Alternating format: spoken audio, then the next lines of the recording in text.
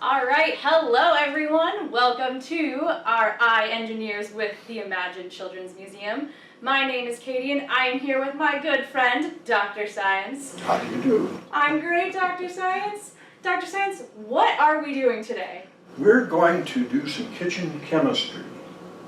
And in the process, we'll get something that we can snack on afterwards. Ice cream. You know, my favorite kind of science is one that I get to eat afterwards. Oh, goodness. Well, yes, what we do is we have milk and salt. That's kind of a strange combination. Milk, yeah, I don't really Sugar. like salty milk, Dr. Science. No, we'll be careful about that. Okay. We have sugar and milk, okay, and a flavor. And you can use any flavor you like, but we're going to use vanilla.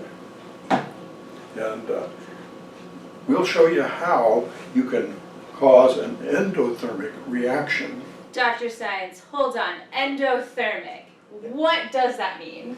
Endothermic, there are two words, big words that we have to talk about. Endothermic and exothermic. Exothermic means whatever we're doing radiates heat. So it gives off heat, it is warm. Yes, and endothermic means it requires heat to operate. So it needs to take in heat, which makes it colder on the outside. That's correct.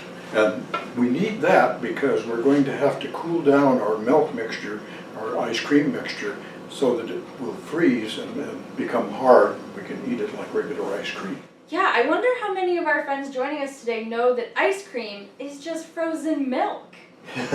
Well, we'll find out and show them, won't we? We'll find out. Let's get started with our experiment. All right, now we have all of our materials laid out for us. The first thing that we are going to need is a small plastic bag and a big plastic bag.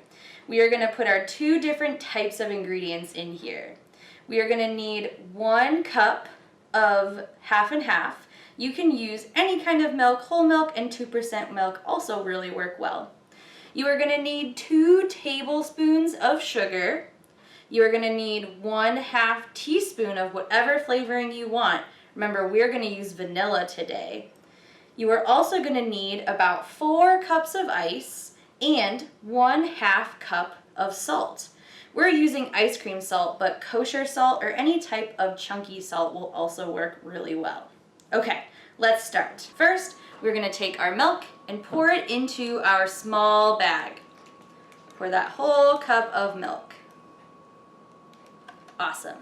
Next, we're going to take our 2 tablespoons of sugar and also put that into our smaller bag. And last, we're going to take our 1/2 teaspoon of vanilla to put in our bag. You're going to seal that bag up nice and tightly. Make sure you get out any air. There we go. This will become our ice cream. Next, we will get our big bag and we are going to fill our big bag with all of that ice. So open your bag. You can take your ice and put it into the bag.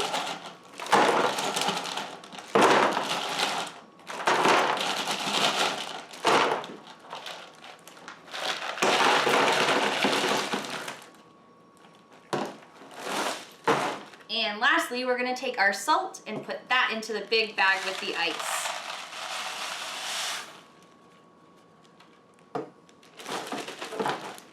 Awesome.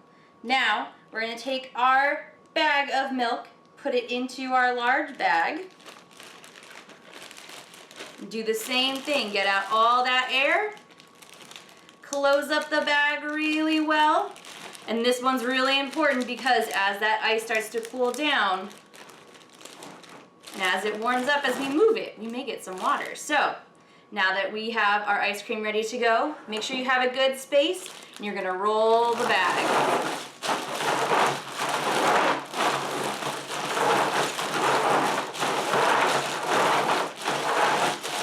And you're gonna keep rolling that bag until your ice cream is nice and solid on the inside. Just keep rolling.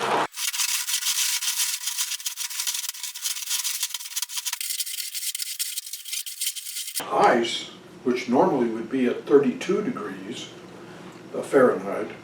And because we've added salt to it with some water, we're making the freezing point of the water go down. And that's called an endothermic reaction, which means it requires heat to make that action work.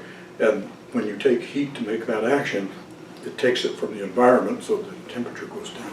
Our sponsor for this science experiment is the Fluke Corporation.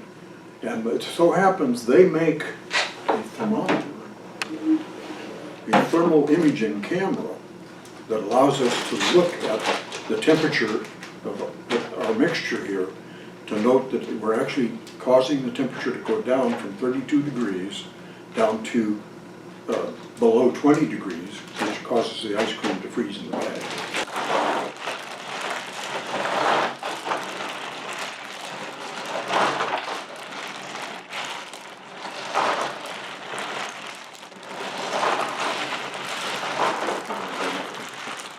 So now that we've cooled our ice cream off in this pack here, I'm taking it out and look at the temperature here. So the best part is we can now eat our ice cream. All right, now we've eaten our delicious ice cream. I hope yours was good, because ours was pretty good. Yeah. So, and the other thing is we were able to show the cooling effect with my thermal imager here made by the Fluke Corporation, our sponsor. This is such a cool thing. This thermometer is able to show us the temperature, how warm or cold something is, and we were able to see the temperature in a color. I wonder if we can remember, was red a warmer color or a colder color? And was blue a warmer color or a colder color? Well, in our case, we use blue to represent very cold and red, or yellow or red, to represent hot. Yeah, so we'll have to go back and re-look at those pictures to remind ourselves. But our ice cream was definitely cold and definitely cool. I love ice cream. Do you love ice cream? I do. And it's nice for the summer, hot summer days too. It's great for a summer day. This is totally an experiment that you are gonna have to try on one of our nice, sunny, warm days coming up. 15 minutes and you've got yourself some ice cream. 15 minutes and you have ice cream. I hope you all have enjoyed our experiment today, and we'll see you next time. Thanks for joining us. Bye.